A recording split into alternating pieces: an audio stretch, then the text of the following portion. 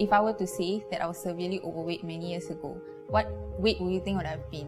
I am not good at guessing. So the heaviest that I went was 120 kg. Are Yeah, you that's serious? how heavy I was, yes. So over the years, experienced a lot of bullying, a lot of social exclusion. People don't let me join them. My dad left us because he was a chronic gambler. He drank a lot as well, and we used to be quite wealthy before.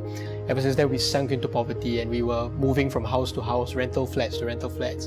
And as a kid, it was very normal to see landlords chasing us out of the house. I actually enrolled into United Nursing at ITE College East.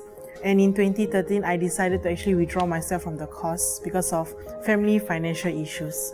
My dad wasn't working at the point of time, so we had no source of income. My parents were going through in their financial struggle, like in debts and all.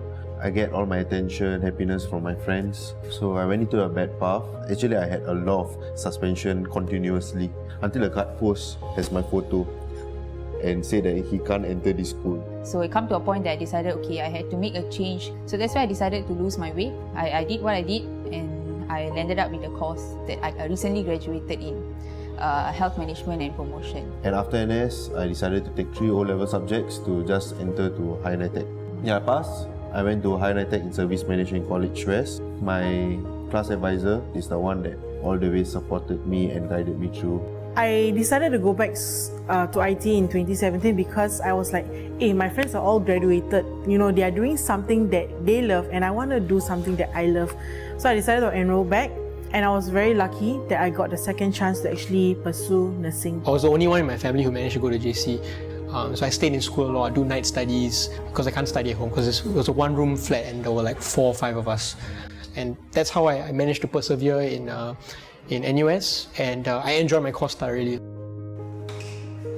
What I want to do in the future is to create some sort of mechanism that prevents trafficking, especially labour trafficking of migrant workers, not just in Singapore but around the world. I want to graduate in a degree in social work. I still want to contribute to the health and fitness industry, but at the same time I want to help people who are physically disabled and the sick. I want to combine the teaching and nursing into one. So I thought of being a nursing lecturer in IT.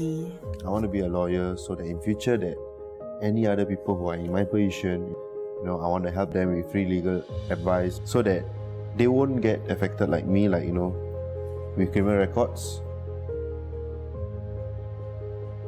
As long as you don't give up, you go forward, no matter how tough the route is, eventually you'll get there. I would tell the younger generation to go and live their dreams. Even if they have to sacrifice at a point of time, never give up. They have to do something they love. Once they love the thing they do, they'll be motivated and they'll have the drive. Clearly, we've shown that a lot of our struggles are very similar, and that if we had met each other earlier, maybe we could have gotten each other out of those difficulties. So I think my message is to find networks and work together. There's really nothing you can't do if you just stick together.